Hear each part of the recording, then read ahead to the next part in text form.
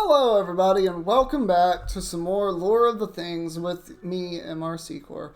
So, I've talked about the 1-star, 2-star, and some of the 3-star stuff, just swords and claymores, and now we move on to the polearms of Genshin Impact. So let's go ahead and jump into this. Remember to subscribe because it does help us out, and I really would appreciate it. Alright, first up, we have the white tassel. I thought that there were 5 of each of the 3 stars, by the way, before jumping straight into this. There are not. There are 3 halberds, 3 books, 2 catalysts, 5 bows, and then that's it. So there's less polearms than you would think. Alright, so first up we have the white tassel. A standard issue weapon of the Millelith soldiers. It has a sturdy shaft and a sharp spearhead. A very reliable weapon. So as you can see, it's very nicely designed, very basic, but it's going to get the job done. So the white tassel. The Millelith soldiers are renowned the world over for their skilled use of polearm weapons. The signatured white tasseled halberd that they wield is a mass-produced at the Black Cliff Forge. It is a weapon that has stood the test of countless bloody battles over centuries of history. For even the smoke of the battlefield stained the tassel a murky shade of gray. It would wave proudly and defiantly like a flag in the wind. The army once had in its ranks a legendary master of the polearm. He could hit his target from miles away without staining its tassel. The legend is that of the polearm's bearer, not the polearm itself, which was entirely ordinary. The old smith smacked his apprentice. He demanded a white tassel for the newly made polearm. Very interesting. So there was a legendary polearm user in Liyue, and because of that person's legend, they have the white tassels on their spears in the army today. It's very interesting. Next up we have just a plain old halberd. A polearm with an axe blade mounted on top that can deal quite a lot of damage. It's favored by the Millelith officers. The polearm is a powerful weapon, even in the hands of the unskilled, because the longer, the mightier. Adding an axe on the tip renders it somewhat unwieldy, but adds slash capabilities.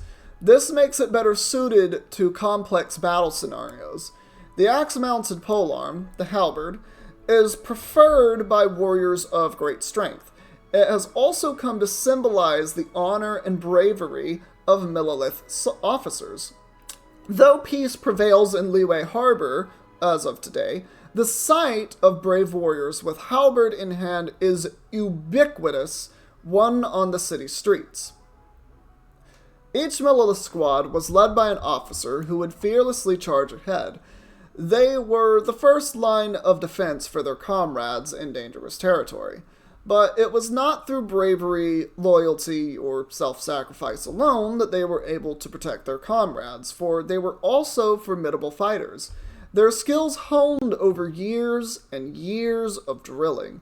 Any foe who dared approach knew that the sight of the halberd holding officers of the front line spelled almost certain doom for them. And when the soldiers of the Millelith assumed a tactical formation, it was the cornerstone of their fearless officers that made them impenetrable as a rock formation. Very interesting. So this just reminds me kind of just of Roman soldiers, although Roman soldiers I don't believe used halberds. I don't believe they did. But that's very interesting because it kind of just reminds me of that type of thing. Just having that front line ready, spears out, and just ready to go. And they are able to do different formations with it. And of course, complex battle scenarios, that's what halberds are actually for slashing and stabbing. So very nice, very nice. Very simple, basic, very mindful, very demure. Next up, we have the black tassel. An exceptionally powerful polearm that offers a simple but elegant solution to the issue of the easily stained white tassel. One night, a Millelith officer drank with a poet and brought his signature white-tasseled halberd with him. The poet's ink was spilled, and the halberd's white tassel was dyed black. 'Tis but a tale of a polearm wielder and poet, unrelated to mine own black-tasseled polearm. The old smith smacked his apprentice. He demanded that he dye the newly made polearm's tassel black. So basically, this is just a preference thing.